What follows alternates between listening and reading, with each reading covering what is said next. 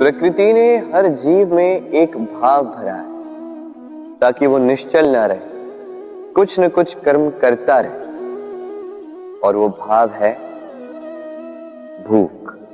संसार में हर जीव, हर पशु पक्षी प्राणी परिश्रम करता रहता है अपनी इस भूख को मिटाने के लिए। परंतु क्या अन्य जीवों की भांति मनुष्य की भूख भी पेट तक ही सीमित रहती? तन की भूख मिटाते मिटाते कब ये भूख मन और माया की तृष्णा में बदल जाती है पता ही नहीं चलता। और अधिकतर ये तृष्णा धन संग्रहित करने तक ही रह जाती। अपना जीवन जीना छोड़कर किसके लिए ये धन संग्रहित कर रहे हैं? आने वाली पीढ़ी के लिए। बड़ी विचित्र बात। अपना जीवन जीना छोड़कर धन संग्रहित करते करते अपने जीवन का सुख भी मिटा रहे हैं और आने वाली पीढ़ी को कर्म करने से भी बाधित कर। पूत कपूत तो क्यों धन संचय, पूत सपूत तो क्यों धन संचय। अपनी संतान को संस्कार दीजिए, धन नहीं। यदि संतान संस्कारी हो तो अपना स्वयं का एक संसार बना लीजिए। यदि असंस्कारी हो तो आपका बना बनाया संसार यूं ही नष्ट कर दे। इसलिए जीवन में यदि कुछ संचय करना है तो ज्ञान संचय कीजिए, प्रेम संचय कीजिए और मेरे साथ प्रेम से कहिए राधे राधे। जीवन को रथ कहा जाता है, किंतु क्यों? अब आप कहेंगे कि इसलिए क्योंकि जीवन भी रथ की ही भांति चलता रहता है। किंतु कभी आपने इस रथ को समझने का प्रयास किया? रथ में आगे अश्व होते हैं और पीछे पहिए। ये अश्व आपके कर्म और ये पहिए कर्मफल। ये अश्व जहां जाते हैं ये पहिए उसी के पीछे पीछे आते हैं। यदि आपके अश्व यानी आपके कर्म शुभ सरल मार्ग पर चले तो आपकी यात्रा आनंदमयी होगी। यदि दुष्कर्म के बुरे पथ पर चलें तो आपकी यात्रा गड्ढों और झटकों से युक्त होगी। अब चयन आपका है, आप क्या चाहते हैं? आपकी यात्रा आनंदमयी हो या पीड़ादायी? अपने कर्मों के अश्वों को नियंत्रण में रखें। फल का पहिया सदैव आपको मधुर रास ही देगा। राधे राधे। बताइए श्रेष्ठ कौन? रेशम के धागे बनाने वाला या उन धागों को बुनकर वस्त्र बनाने वाला? निश्चित रूप से वस्त्र बनाने वाला। अब बताइए श्रेष्ठ क्या है?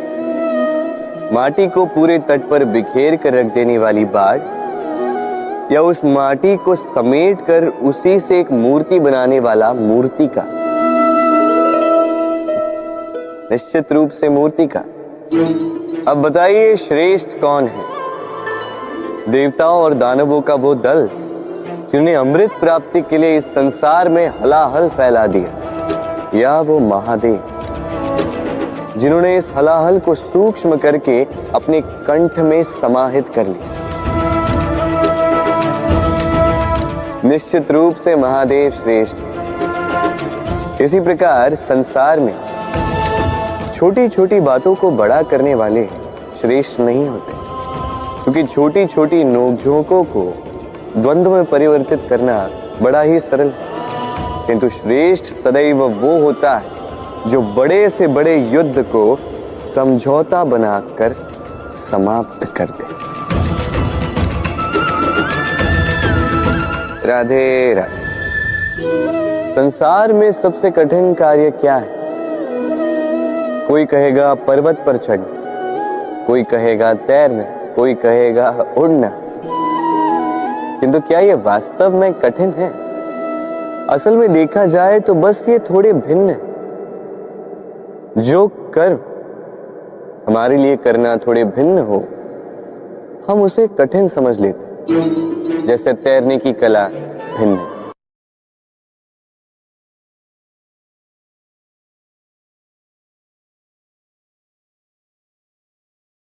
बड़े ही परिश्रम से इसे बनाती हैं, अपने शरीर के रस से इसे बुनती हैं। क्या आप इसका उद्देश्य जानते हैं? आखिर मकड़ी इन जालों में नन्ही कीटों को फंसाकर उन्हें अपना भोजन बना लेती है। और क्या आप ये बात जानते हैं कि एक दिन मकड़ी इन्हीं जालों में फंसकर मृत्यु को प्राप्त हो जाती है? बताइए क्या करते हैं आप इन जालों के साथ? दिखते ही हटा देते हैं इनका अस्तित्व, है ना? दूसरी ओर चिड़िया का घोंसला। चिड़िया भी बड़े परिश्रम से इसे बनाती है,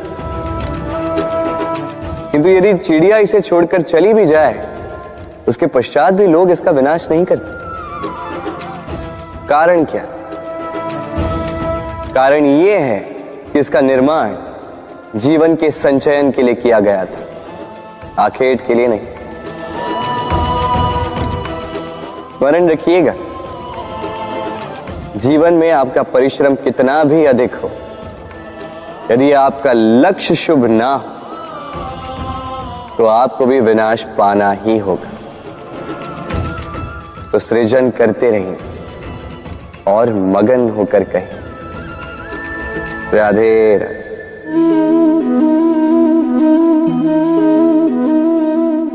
आपके विचार से मैं क्या कर रहा हूं? आप कहेंगे मैं दीपक जला रहा हूं।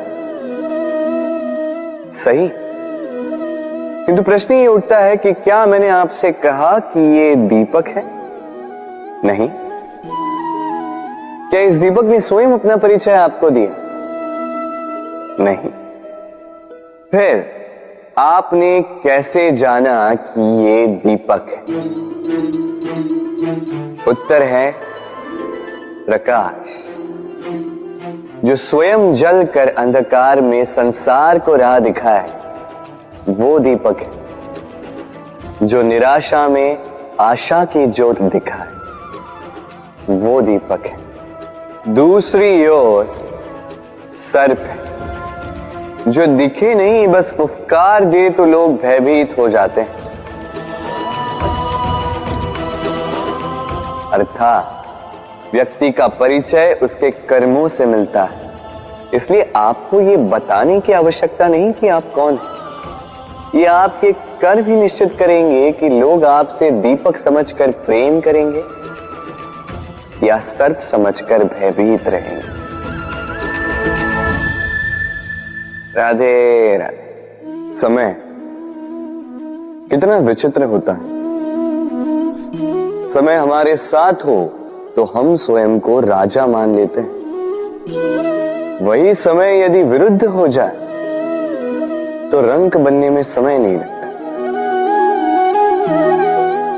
इसलिए मनुष्य की एक आदत होती है, बुरे समय के लिए कुछ बचा कर रखता है। संबंधी, मित्र बुरे समय में साथ छोड़ देते हैं। यश, मान बुरे समय में चला जाता है। तो व्यक्ति सोचता है क्यों ना धन संचय कर। धन का तो कोई मन नहीं होता जो समय आने पर बदल जाए। संसार कहता है कि धन का संचयन करते रहो, बुरे समय में काम आएगा ही। मैं कहता हूं शुभ कर्म करते रहो, आनंदित रहो, स्वयं पर और ईश्वर पर विश्वास रखो, बुरा समय कभी आएगा ही नहीं। राधे राधे। प्रकृति ने मनुष्य को एक विशेष शक्ति दी है, अन्य जीवों से अधिक शक्ति दी, स्मरण शक्ति। यही शक्ति मनुष्य को अन्य जीवों से भिन्न बनाती, इतिहास लिखने की प्रेरणा देती, ज्ञान को पीढ़ी दर पीढ़ी आगे भी बढ़ाती। और जो भूल जाते हैं, अधिकतर रूप से वो उपहास और दया के पात्र बन जाते हैं। परंतु क्या यही पूर्णतः सत्य है? नहीं। यही स्मरण शक्ति मनुष्य के विकास में सबसे बड़ी बाधा भी बन जाती है, उसके चित्त को दूषित कर देती। बुरे अनुभव, किसी का दिया गया धोखा, किसी का किया गया कटाक्ष मनुष्य भुला नहीं पाता और फिर लग जाता है प्रतिकार में। पहले समय नष्ट करता है प्रतिकार की तैयारी में, फिर समय नष्ट करता है प्रतिकार का अवसर ढूंढने में। यदि संतोष पाना है, यदि जीवन में आनंद पाना है, तो स्मरण शक्ति का सदुपयोग कीजिए। अपनी स्मरण शक्ति को केंद्रित कीजिए केवल अच्छी बातों और अच्छी यादों की ओर। जीवन में प्रसन्नता आए। राधे राधे। मनुष्य अपने परिवार के लिए क्या कुछ नहीं करता, दिन रात परिश्रम करता है ताकि अपने परिवार की आवश्यकता पूर्ति के लिए धन कमा सके। परंतु क्या केवल धन कमाना पर्याप्त है? आप कहेंगे हाँ, क्यों नहीं। धन से सब कुछ मिलता है, विद्या मिलती है, घर मिलता है, औषधि मिलती है, क्या कुछ नहीं मिलता। ये सब एक सीमा तक ठीक है, किंतु तनिक मन से सोच के देखिए, जब बालक रोगी होता है तो वो उस कड़वी औषधि को क्यों पी लेता? इसलिए क्योंकि उसके पिता ने उस औषधि को धन से खरीदा? नहीं, बल्कि इसलिए क्योंकि उसके सामने खड़ा उसका पिता, उसे उन पर विश्वास है। विश्वास है कि वो उसे कुछ नहीं होने देंगे।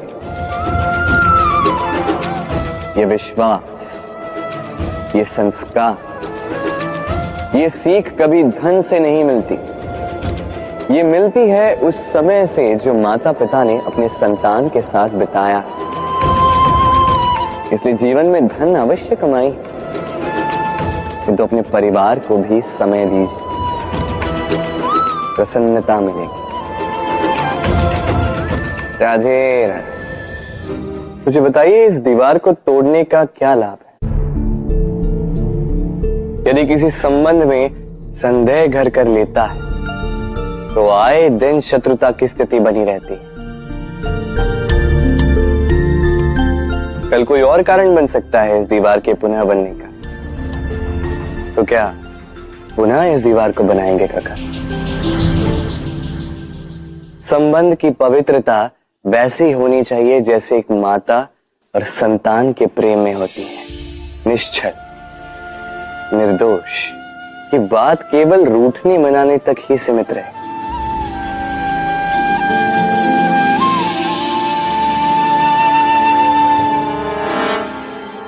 और कोई भी घुसपैठिया आकर भावों को दूषित न कर पाए। ना कोई वस्तु, ना कोई परिस्थिति, ना कोई व्यक्ति, कोई उन्हें अलग न कर पाए काका। सोचिए, यदि ये दीवार पुनः बननी है तो इसे तोड़ा ही क्यों जाए? यदि मन में एक अटूट संबंध स्थापित करने का दृढ़ निश्चय ही ना हो तो क्यों तोड़े इस दीवार को? बताइए, है विश्वास, है अटूट विश्वास कि ये संबंध कभी ना टूटेगा? यदि है तो तोड़ दीजिए इस दीवार को, अन्यथा पति पत्नी का संबंध सबसे बड़ा संबंध माना जाता है और है भी। सप्तपदी लेकर 7 जन्मों तक दोनों एक दूसरे के साथ जुड़ जाते हैं, एक दूसरे के अर्धांग बन जाते हैं। अर्धांग अर्थात अर्ध अंग। क्या इसका महत्व आप समझ पा रहे हैं? अपना समस्त जीवन किसी के साथ बांटना। किंतु क्या संसार के सारे पति पत्नी एक दूसरे के साथ अपना समस्त जीवन बांट सकते हैं? क्या इसमें सभी सक्षम रह पाए हैं? अपना जीवन किसी और के साथ बांटने के लिए सबसे महत्वपूर्ण बात है स्वीकृति, स्वीकार करना। सामने वाले व्यक्ति को स्वीकार करना, उसकी अच्छाइयां भी, उसकी बुराइयां भी। संपूर्णतः रूप से व्यक्ति को स्वीकार करना होगा, तभी ये संबंध बढ़ेगा, तभी ये संबंध और भी सुंदर बनेगा। एक दूसरे के दोष ढूंढना, उन्हें गिनाना, ये केवल और केवल एक ही कार्य करता है, इस संबंध के जीवन का नाश करता है। बस बदले में होना ये चाहिए, एक दूसरे के दोष समझकर उन्हें आभास करवाए बिना उन्हें सुधार देना चाहिए, उनकी कमियों को उनकी शक्ति बना देनी चाहिए। यही तो होता है दाम्पत्य, यही होता है बुराइयों का दमन, और यही होता है गुणों का उदय। राधे राधे।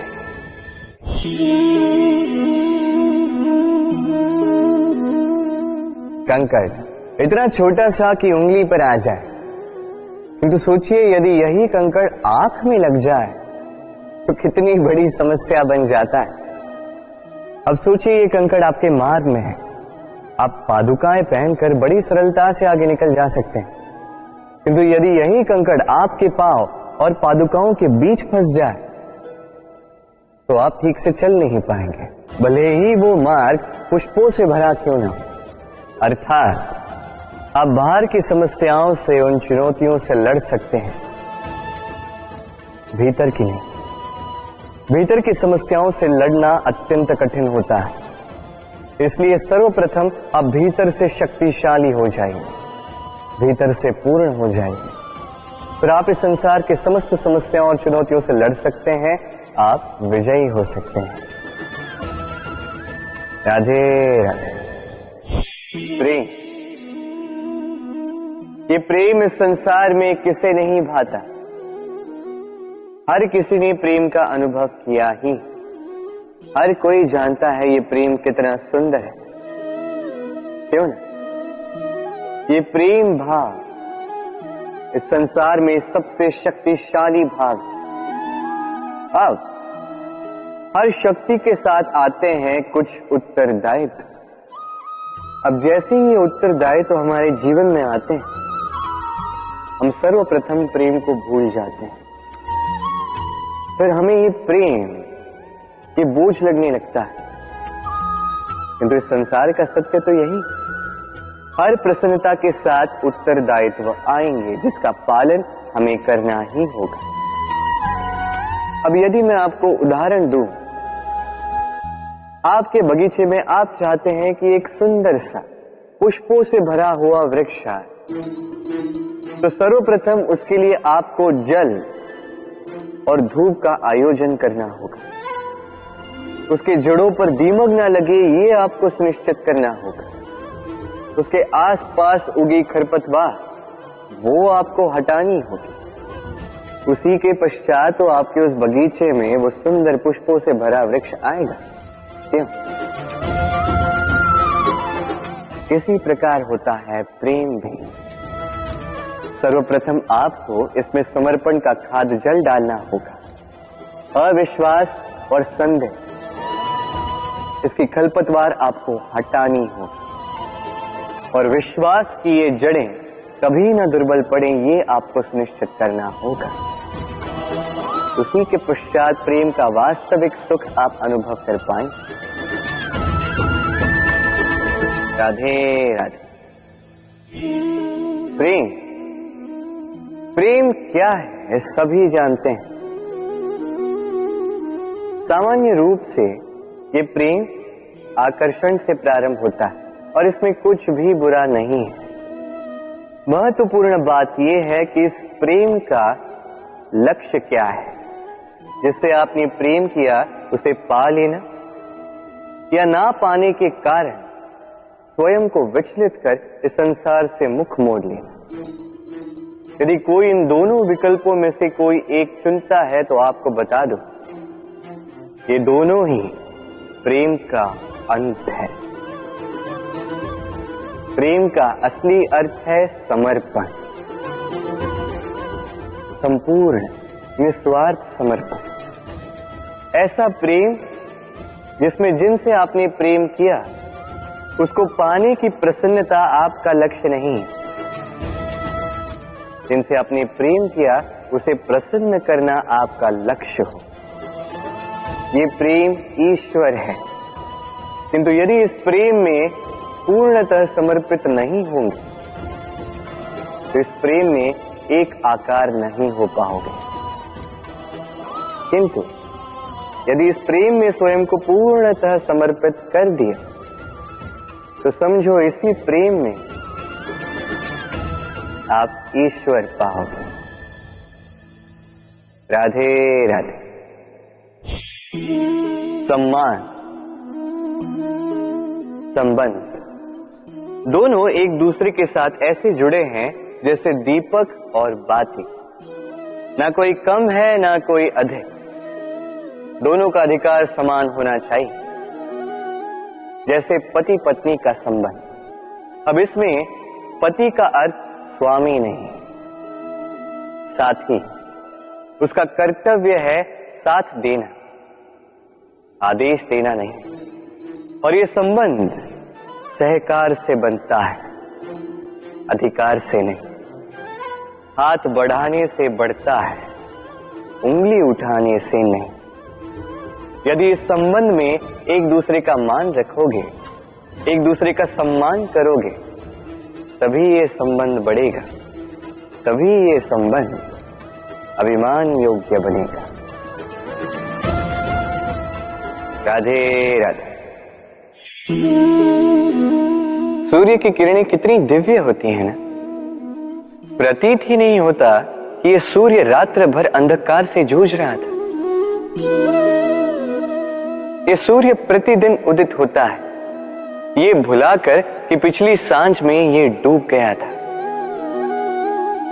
फिर से उदित होता है, सारे संसार को प्रकाश देता है। यही अंतर है हम में और सूर्य में। सूर्य बीती को बिसार कर आगे बढ़ता है, हम प्रतिदिन भोर में उठते हैं, वही पुरानी बातों को साथ लेकर चलते हैं, उसी कड़वाहट में स्वयं को लपेट लेते हैं। अब यही बीती बातों की श्रृंखला हमें जीवन में आगे बढ़ने ही नहीं देती। देखिए, यही जीवन है। भूल सबसे होती है, अपयश सबको मिलता है, सबकी यात्रा में असफलता लिखी है, सभी बुरे दिन देखते हैं। किंतु इन सारी बातों को भुलाकर जब जीवन में आगे बढ़ोगे, तभी तो इस संसार में, इस आकाश में सूर्य बनकर चमकोगे, तभी तो इस संसार को प्रकाश दोगे। इसलिए प्रतिदिन जागिए, एक नए जन्म के साथ, एक नए उत्साह के साथ, एक नए लक्ष्य के साथ। क्योंकि ये बीती बातें आपको पीड़ा देने के लिए नहीं, केवल शिक्षा देने के लिए होती हैं। राधे राधे। नवरात्रि का पर्व आरंभ हो चुका है और ये पर्व अत्यंत भव्य है, क्योंकि ये पर्व जगत माता से जुड़ा है। मां इतना छोटा सा शब्द है, किंतु ठीक से देखो तो समस्त संसार इसी शब्द में समा है। मां जो अपनी संतान के लिए हर संभव प्रयास करती है, कुछ भी करने के लिए सज्ज रहती है।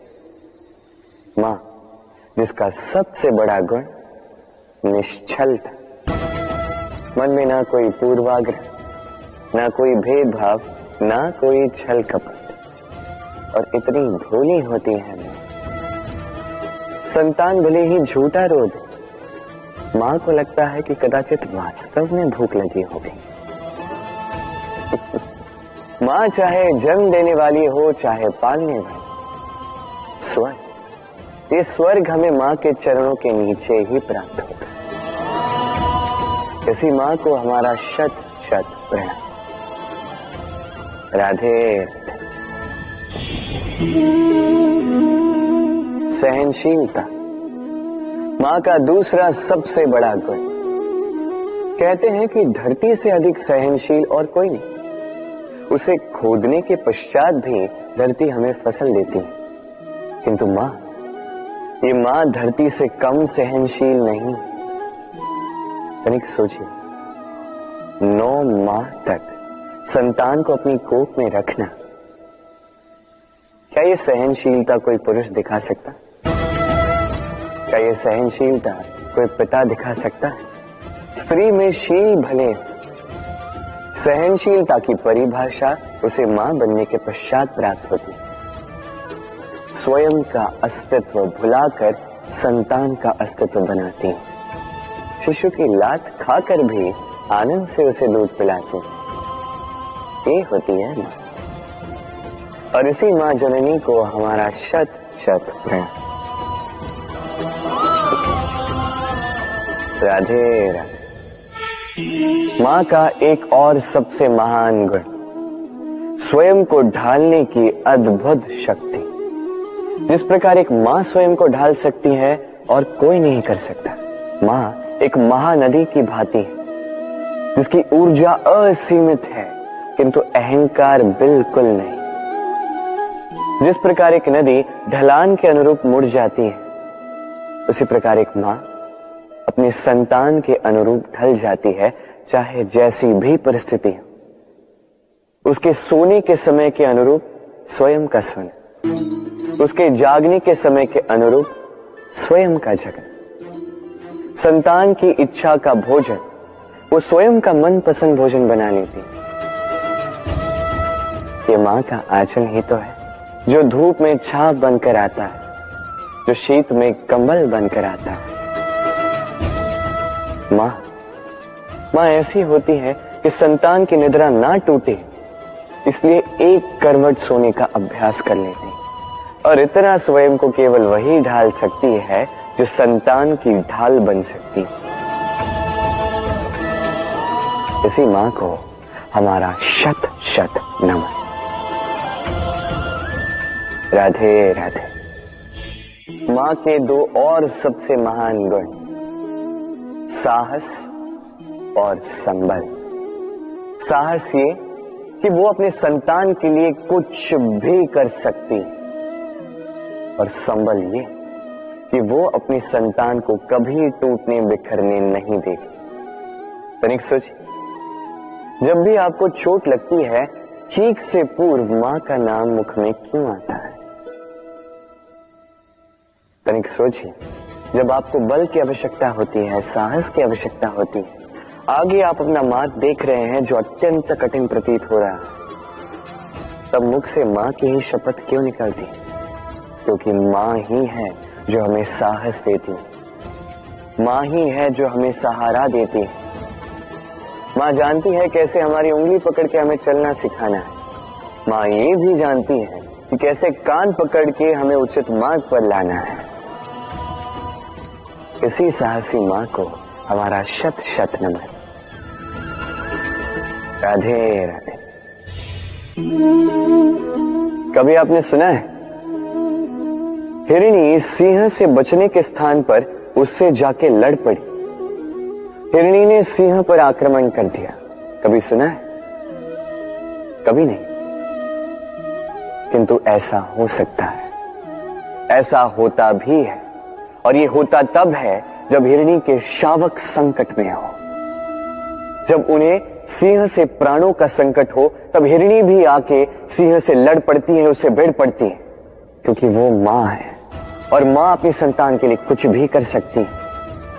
ये ममता है, ये जितनी कोमल हो सकती है उतनी ही कठोर भी हो सकती है, और अपनी संतान के हित के लिए वो क्रोध की पराकाष्ठा पार करते हुए अपनी संतान की सुरक्षा करके ही रहेगी।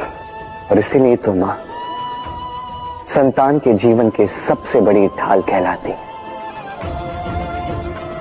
इसी मां को हमारा शत शत नमन।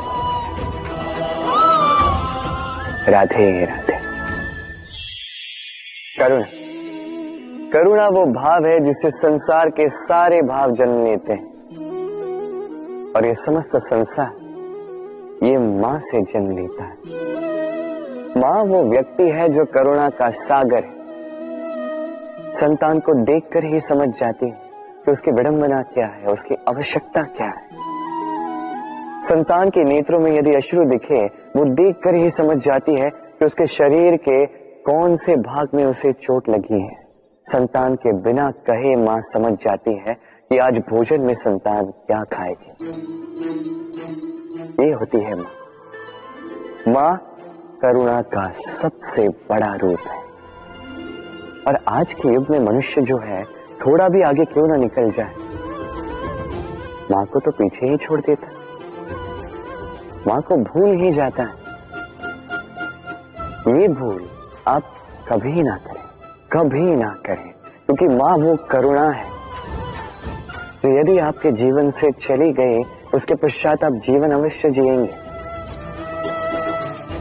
किंतु कभी जीवन जी नहीं पाएंगे। उसके पश्चात आपके जीवन से आपका ये मूल्यांकन, आपके जीवन से करुणा का ये भाव, ये भी आप खो दोगे। आपकी मां सबसे अधिक महत्वपूर्ण है। यदि मां को खो दिया तो समझ लीजिए सब कुछ खो दिया। इसलिए मां को सदैव स्मरण रखिए, सदैव उसे प्रेम दीजिए और मेरे साथ कहिए राधे राधे। आज विजयदशमी, वो दिन है जब श्री राम ने रावण का वध किया। वो दिन है जब श्री राम ने लंका पर विजय प्राप्त की। लोग कहते हैं कि ये अच्छाई की बुराई पर विजय का प्रतीक है। इसे देखने का एक और रूप भी है। जी हां, ये प्रेम के विजय का भी प्रतीक है, ये परिवार के विजय का भी प्रतीक है। आपको तो ज्ञात होगा ही कि रावण महाज्ञानी था, महाशक्तिशाली था, महादेव का परम भक्त था रावण। अब जो व्यक्ति कैलाश पर्वत उठा सकता था, वो व्यक्ति स्वयं एक कटे हुए वृक्ष की भांति श्री राम के चरणों में गिरा हुआ था। क्यों? क्योंकि राम के साथ लक्ष्मण था, वही रावण के साथ विभीषण भी नहीं था। एक और परिवार में बढ़ता प्रेम था, तो दूसरी ओर परिवार में बढ़ती दरार। स्मरण रखिए, यदि संसार पर विजय प्राप्त करनी है तो सर्वप्रथम परिवार में प्रेम बनाए रखना होगा। परिवार में केवल प्रेम बढ़ाइए, द्वेष कभी नहीं। आप सदैव सुखी रहेंगे और जीवन की हर बाधा पर आप विजय प्राप्त करेंगे। राधे राधे। देखिए, कल जो आने वाला है उसके लिए आज को व्यर्थ करना अनुचित है। हमें इस प्रकृति से यही सोच, यही सीख पानी चाहिए। आज का ये क्षण ये कल नहीं आएगा, और कल जो क्षण आने वाला है वो आज को किसी भी प्रकार से प्रभावित नहीं करता। बस इसी सीख को ध्यान में रखते हुए आप सभी निश्चिंत रहिए। जीवन क्या है ये जीवन? हम जन्म लेते हैं, बड़े होते हैं, हमारे माँ बाप हमें पालते हैं, फिर उनके धन से हमारा बालपन बीतता, फिर हम बड़े होते हैं, हम विवाह कर लेते हैं, हमारी संतानें होती हैं, हम उनको पालते हैं, फिर हम वृद्ध हो जाते हैं और एक दिन इस संसार से चले जाते हैं। क्या यही जीवन है? आता होगा ये प्रश्न मन में कई बार, है ना? अब तनिक जल की यात्रा देखिए। सागर से भाप बनकर उठता है, मेघ बनकर बरसता है, फिर नदी बनकर पुनः सागर में समावेश करता है। तो कभी ये प्रश्न नहीं करता कि उसका जीवन क्या है, उसका उद्देश्य क्या है। हर भाव जीता है और दूसरों के लिए जितना बन सके देता जाता। जब सागर में होता है तो असंख्य जल जीवों को जीवन देता है। जब सागर से भाप बनकर मेघ बनता है तो किसानों को आशा देता है कि फसल पुनः उपजेगी। जब वर्षा बनकर बरसता है तो इस सूखी प्यासी धरा को सींचता है। और जब नदी में होता है तो किनारों पर वनस्पतियों को जन्म देता है। तो सोचिए, क्या जल कभी ये सोचता होगा कि उसका जीवन क्या है, उसके जीवन का उद्देश्य क्या है? वो बस अपना धर्म करता जाता और जितना हो सके सबको आनंद देता जाता। इसलिए जीवन में कभी ये प्रश्न मत कीजिएगा कि ये जीवन क्या है, इस जीवन का उद्देश्य क्या है। बस इस जीवन को जिए और जितना हो सके उतना सबको आनंद दे। मन प्रसन्न होकर बोलेगा राधे राधे। कभी वर्षा के कारण बने कीचड़ से होकर आप अपने घर गए? पादुका पहनने के कारण आप उस कीचड़ से तो बच जाते, किंतु उन पादुकाओं द्वारा उड़ने वाली कीचड़ की बूंदें आपके वस्त्रों को मैला कर ही देती। किंतु फिर भी उन बूंदों से आपके वस्त्र मैले हो जाएंगे, इस कारण से आप पादुका पहनना तो नहीं छोड़ते। इसी प्रकार जीवन में कुछ ऐसे लोग भी आते हैं पादुका की भांति, जो आपको कीचड़ से तो बचा लेते हैं, किंतु वस्त्र रूपी आपके मन पर शंका के दाग लगा ही जाते हैं। इन लोगों के कारण से मन को खिन्न करने की आवश्यकता नहीं। आवश्यक है ये सोचना कि आपको आपके पांव कीचड़ से बचाने या आपके वस्त्र। जीवन में गंभीर होना अच्छी बात है, किंतु हर बात को यदि गंभीरता से लेने लगोगे तो जीवन का आनंद समाप्त हो जाएगा। ये संसार अनित्य है, यहां पे ऐसा कुछ भी नहीं जो सदा के लिए जीवित रहेगा। तो जब तक ये जीवन है, संतोष और आनंद से जी। स्वयं पर छिटकने वाले कीचड़ पर ध्यान ना दें, बस आनंद बांटते रहें। मन प्रसन्न होकर बोले राधे राधे। व्यक्ति को जब अपने प्रेम को खो देने का भय होता है तो वो अपने प्रेम को इतने कस के पकड़ कर रखता है कि प्रेम को ही पीड़ा होने लगती है। प्रेम पा तो लेता है, किंतु उसे कैसे सहेजना है ये जब उसे नहीं समझ आता, तब वो उस प्रेम पर स्वामित्व पाने का प्रयास करता है और यहीं जन्म लेती है असुरक्षा की ये भावना, ईर्ष्या। जब एक लंबे वियोग के पश्चात दो प्रेमी एक दूसरे से पुनः मिलते हैं तो सबसे पहला भाव जो उनके मन में आता है वो ये कि कैसे एक क्षण के लिए भी अपने प्रेमी को स्वयं से दूर न जाने दो, कैसे अपने जीवन का एक एक क्षण अपनी प्रेमी के साथ बिता। प्रयास ये रहता है दाऊ, इन दो प्रेमियों के मध्य में कोई भी ना आ पाए, और जब ये नहीं हो पाता तब जागती है ईर्ष्या।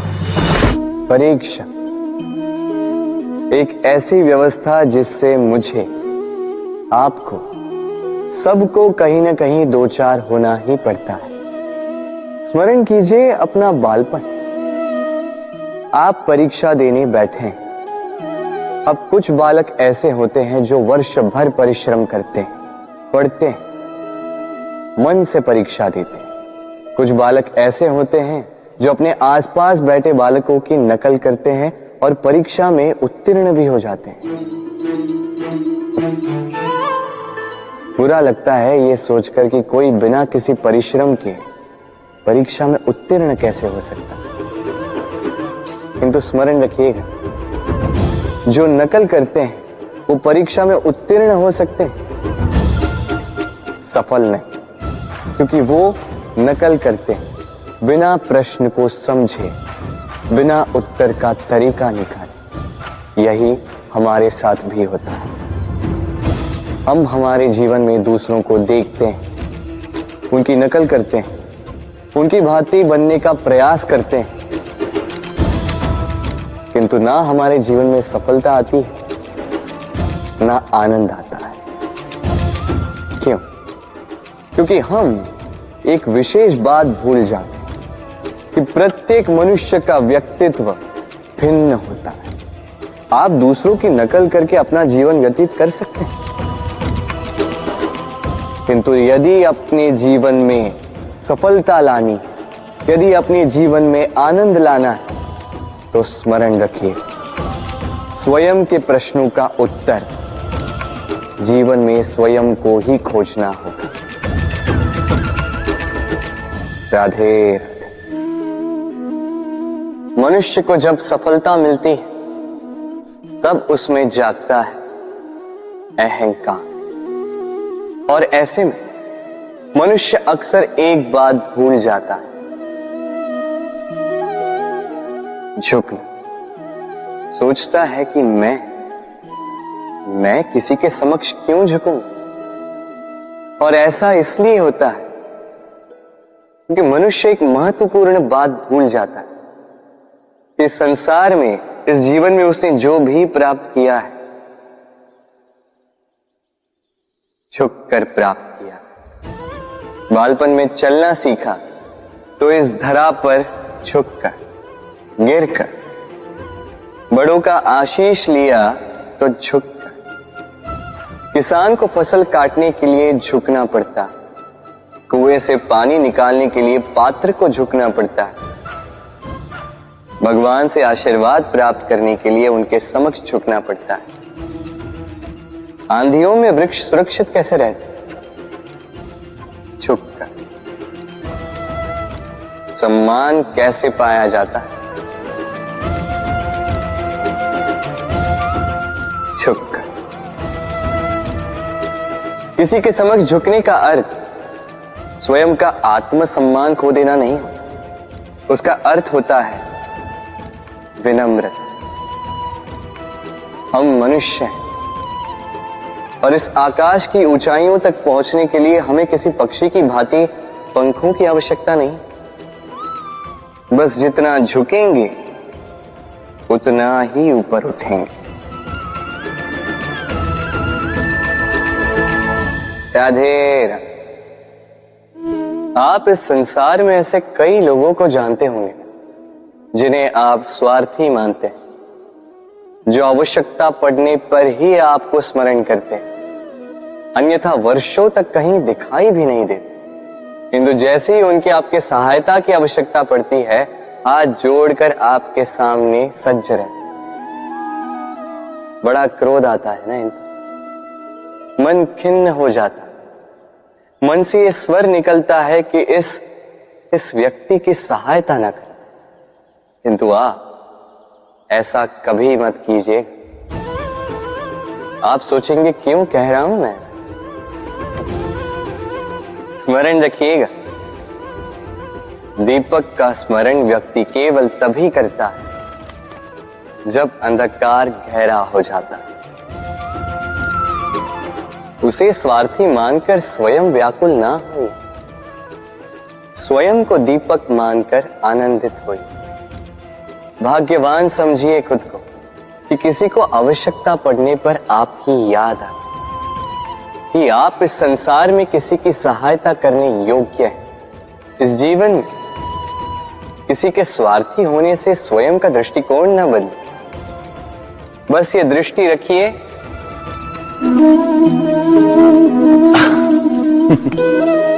मनुष्य के सारे संबंधों का आधार है अपेक्षा।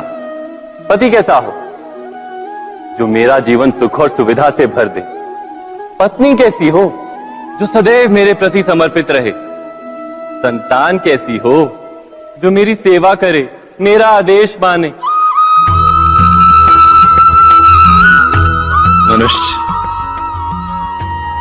मनुष्य उसी को प्रेम भी कर पाता है जो उसकी अपेक्षा पूर्ण करता है, और अपेक्षा की तो नियति है भंग होना। कैसे? क्योंकि अपेक्षा मनुष्य के मस्तिष्क में जन्म लेती है। कोई अन्य व्यक्ति उसकी अपेक्षाओं के बारे में जान ही नहीं पाता। पूर्ण करने की प्रामाणिक इच्छा हो तब भी कोई मनुष्य किसी की अपेक्षाओं को पूर्ण नहीं कर पाता,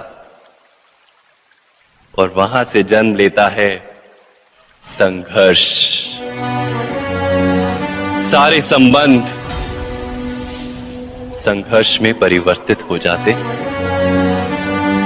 पर मनुष्य अपेक्षा को संबंध का आधार ना बनाए और स्वीकार करे केवल संबंध का आधार, तो क्या ये जीवन स्वयमेव सुख और शांति से नहीं भर जाएगा?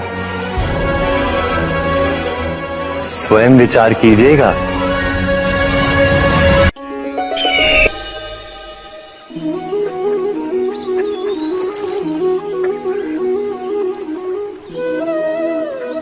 समय के आरंभ से ही मनुष्य को एक प्रश्न सदा पीड़ा देता है कि वो अपने संबंधों में अधिकतम सुख और कम से कम दुख किस प्रकार प्राप्त कर सकता है। क्या आपके सारे संबंधों ने आपको संपूर्ण संतोष दिया है? विचार कीजिए। हमारा जीवन संबंधों पर आधारित है, हमारी सुरक्षा संबंधों पर आधारित है। इसी कारण हमारे जीवन के सारे सुखों का आधार भी संबंध है। किंतु फिर भी हमें संबंधों में ही अधिकतर दुख क्यों प्राप्त होते हैं? सदा ही संघर्ष भी संबंधों से ही उत्पन्न क्यों हो जाते हैं? कभी विचार किया है? जब कोई व्यक्ति किसी अन्य व्यक्ति के विचार अथवा कार्य को स्वीकार नहीं करता, उसमें परिवर्तन करने का प्रयत्न करता है, तो संघर्ष जन्म लेता है। अर्थात जितना अधिक अस्वीकार उतना ही अधिक संघर्ष, और जितना अधिक स्वीकार उतना ही अधिक सुख। क्या ये वास्तविकता नहीं? यदि मनुष्य स्वयं अपनी अपेक्षाओं पर अंकुश रखे, अपने विचारों को परखे, किसी अन्य व्यक्ति में परिवर्तन करने का प्रयत्न ना कर स्वयं अपने भीतर परिवर्तन करने का प्रयास करे, तो क्या संबंधों में संतोष प्राप्त करना इतना कठिन? अर्थात क्या स्वीकार ही संबंध का वास्तविक अर्थ नहीं?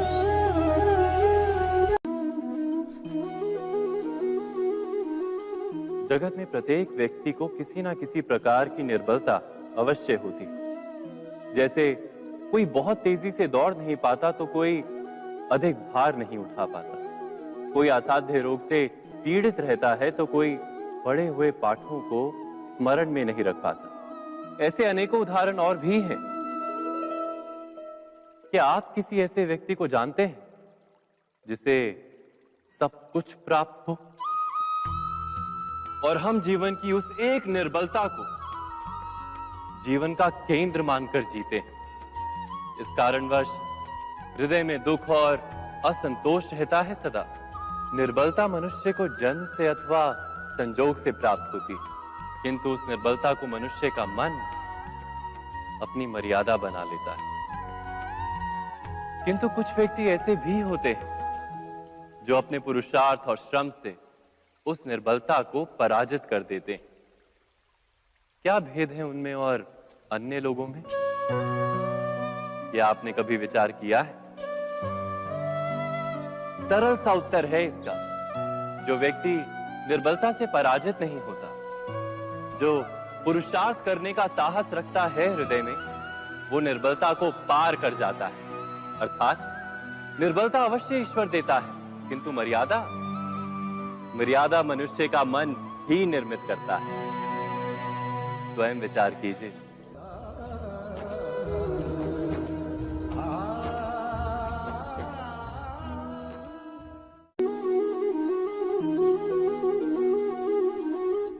भविष्य का दूसरा नाम है संघर्ष। हृदय में आज इच्छा होती है और यदि पूर्ण नहीं हो पाती तो हृदय भविष्य की योजना बनाता है। भविष्य में इच्छा पूर्ण होगी ऐसी कल्पना करता रहता है, किंतु जीवन ना तो भविष्य में है ना अतीत में। जीवन तो इस क्षण का नाम है, अर्थात इस क्षण का अनुभव ही जीवन का अनुभव। पर हम ये जानते हुए भी इतना सा सत्य समझ नहीं पाते। या तो हम बीते हुए समय के स्मरणों को घेर कर बैठे रहते, या फिर आने वाले समय के लिए हम योजनाएं बनाते रहते हैं और जीवन जीवन बीत जाता है। एक सत्य यदि हम हृदय में उतार लें कि ना हम भविष्य देख सकते हैं ना ही भविष्य निर्मित कर सकते। हम तो केवल धैर्य और साहस के साथ भविष्य को आलिंगन दे सकते, स्वागत कर सकते हैं भविष्य का। तो क्या जीवन का हर पल जीवन से नहीं भर जाएगा? स्वयं विचार कीजिए।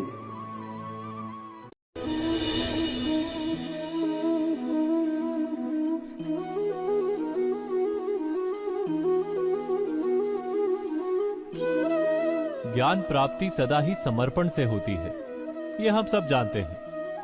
किंतु समर्पण का वास्तविक महत्व क्या है? क्या हमने कभी विचार किया? मनुष्य का मन सदा ही ज्ञान प्राप्ति में विभिन्न बाधाओं को उत्पन्न करता है। कभी किसी अन्य विद्यार्थी से ईर्ष्या हो जाती है, कभी पढ़ाए हुए पाठों पर संदेह जन्मता है और कभी गुरु द्वारा दिया गया दंड मन को अहंकार से भर देता है। नहीं, क्या ऐसा नहीं होता?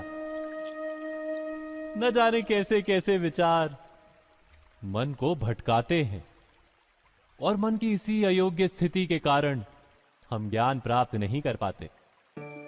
मन की योग्य स्थिति केवल समर्पण से निर्मित होती है। समर्पण मनुष्य के अहंकार का नाश करता है, ईर्ष्या, महत्वाकांक्षा आदि भावनाओं को दूर कर हृदय को शांत करता है और मन को एकाग्र करता है। वास्तव में ईश्वर की सृष्टि में ना ज्ञान की मर्यादा है, ना ज्ञानियों की। गुरु दत्तात्रेय ने तो गाय और श्वान से भी ज्ञान प्राप्त कर लिया था।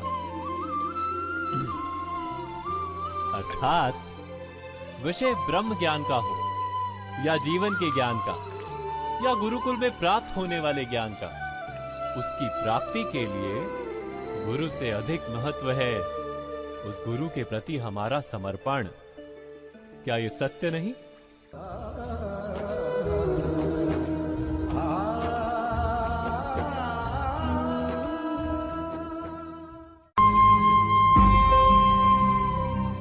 प्रत्येक मनुष्य के जीवन में ऐसा क्षण अवश्य आता है जब सारे स्वप्न, सारी आशाएं, सारे दृश्य ध्वस्त हो जाते हैं। जीवन के सारे आयोजन ही बिखर जाते हैं। एक और धर्म होता है और दूसरी ओर सुख। इसी को धर्म संकट कहते हैं। जब धर्म का वहन ही संकट हो और धर्म का त्याग ही सुख हो। विचार कीजिए, कभी किसी स्वजन के विरुद्ध सत्य बोलने का अवसर प्राप्त हो जाता है, कभी ठीक दरिद्रता के समय सरलता से चोरी करने का मार्ग प्राप्त हो जाता है, कभी किसी शक्तिशाली राजनेता या राजा के कर्मचारी का अधर्म प्रकट हो जाता है। सबके जीवन में ऐसी घटना बनती ही रहती है। अधिकतर लोग ऐसे किसी क्षण को धर्म संकट के रूप में जान ही नहीं पाते। हमें किसी प्रकार के संघर्ष का अनुभव ही नहीं होता। सहजता से सुख की ओर खींचे चले जाते हैं, जैसे मक्खी गुड़ की ओर खींची चली जाती। वास्तव में धर्म संकट का क्षण ईश्वर के निकट जाने का क्षण होता है। यदि हम संघर्षों से भयभीत ना, सुख की ओर आकर्षित ना, अपने धर्म पर दृढ़ रहे, तो ईश्वर का साक्षात्कार दूर नहीं।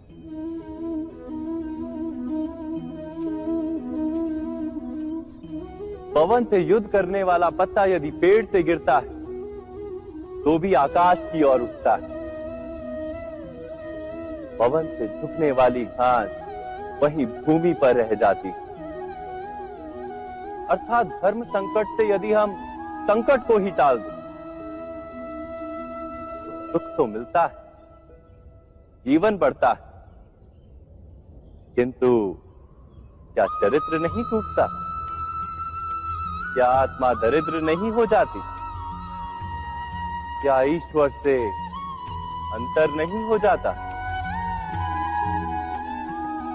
स्वयं विचार किए। दो व्यक्ति जब निकट आते हैं तो एक दूसरे के लिए सीमाएं और मर्यादाएं निर्मित करने का प्रयत्न अवश्य करते हैं। हम यदि सारे संबंधों पर विचार करें तो देखेंगे कि इन सारे संबंधों का आधार यही सीमाएं हैं जो हम दूसरों के लिए निर्मित करते हैं। और यदि अनजाने में भी कोई अन्य व्यक्ति इन सीमाओं को तोड़ता है तो उसी क्षण हमारा हृदय क्रोध से भर जाता है। इन सीमाओं का वास्तविक रूप क्या है? क्या हमने कभी विचार किया? सीमाओं के द्वारा हम दूसरे व्यक्ति को निर्णय करने की अनुमति नहीं देते, अपना निर्णय उस व्यक्ति पर थोपते हैं, अर्थात किसी की स्वतंत्रता का अस्वीकार करते हैं। और जब स्वतंत्रता का अस्वीकार किया जाता है तो उसका हृदय दुख से भर जाता है, और जब वो सीमाओं को तोड़ता है तो हमारा हृदय क्रोध से भर जाता है। क्या ऐसा नहीं होता?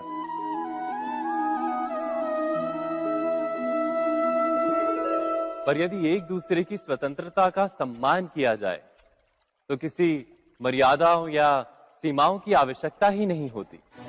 अर्थात जिस प्रकार स्वीकार किसी संबंध का देह है, क्या वैसे ही स्वतंत्रता किसी संबंध की आत्मा नहीं? स्वयं विचार कीजिए। सबके जीवन में ऐसा प्रसंग अवश्य आता है कि सत्य कहने का निश्चय होता है हृदय में, किंतु मुख से सत्य निकल नहीं पाता। कोई भय मन को घेर लेता है। किसी घटना अथवा प्रसंग के बारे में बात करना या फिर स्वयं से कोई भूल हो जाए उसके बारे में कुछ बोलना, क्या ये सत्य है? नहीं, ये तो केवल तथ्य है। अर्थात जैसा हुआ था वैसा केवल बोल देना सामान्य सी बात है। किंतु कभी कभी उस तथ्य को बोलते हुए भी भय लगता है। कदाचित किसी दूसरे की भावनाओं का विचार आता है मन, दूसरे को दुख होगा ये भय भी शब्दों को रोकता है। तो ये सत्य क्या है? क्या हमने कभी विचार किया है? जब भय रहते हुए भी कोई तथ्य बोलता है तो वो सत्य कहलाता है। वास्तव में सत्य कुछ और नहीं, केवल निर्भयता का दूसरा नाम है। और निर्भय होने का कोई समय नहीं होता, क्योंकि निर्भयता आत्मा का स्वभाव है। अर्थात क्या प्रत्येक क्षण सत्य बोलने का क्षण नहीं होता?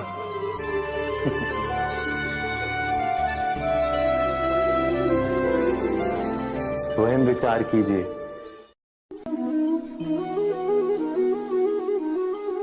श्रेष्ठता का क्या अर्थ है? श्रेष्ठता का अर्थ है दूसरों से अधिक ज्ञान प्राप्त करना। अर्थात मूल्य इस बात का नहीं कि स्वयं कितना ज्ञान प्राप्त किया, मूल्य इस बात का है कि प्राप्त किया हुआ ज्ञान अन्य लोगों से कितना अधिक है। अर्थात श्रेष्ठता की इच्छा ज्ञान प्राप्ति को भी एक स्पर्धा बना देती है। और स्पर्धा में विजय अंतिम कब होती है?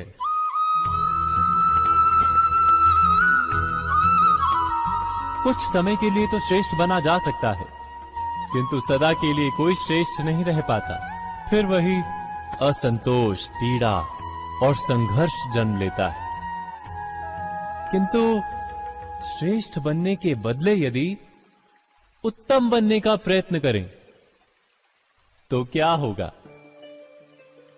उत्तम का अर्थ है कि जितना प्राप्त करने योग्य है वो सब प्राप्त करना, किसी से अधिक पाने की इच्छा से नहीं, मात्र आत्मा की तृप्ति हेतु कुछ प्राप्त करना। उत्तम के मार्ग पर किसी अन्य से स्पर्धा नहीं होती, स्वयं अपने आप से स्पर्धा होती है। अर्थात उत्तम बनने का प्रयत्न करने वाले को देर अबेर सारा ज्ञान प्राप्त हो जाता है, बिना प्रयत्न के ही वो श्रेष्ठ बन जाता है। किंतु जो श्रेष्ठ बनने का प्रयत्न करता है वो श्रेष्ठ बने या ना बने, उत्तम कभी नहीं बन पाता।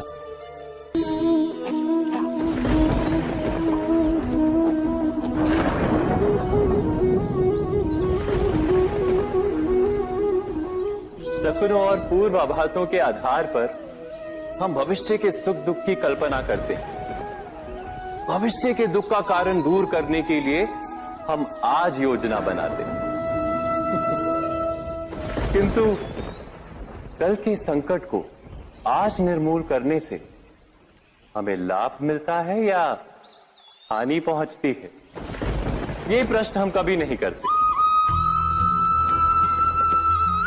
सत्य तो ये है कि संकट और उसका निवारण साथ जनते हैं, व्यक्ति के लिए भी और सृष्टि के लिए भी।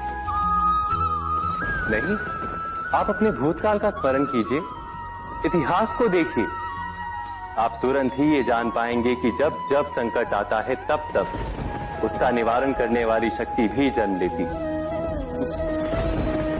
यही तो जगत का चलन है।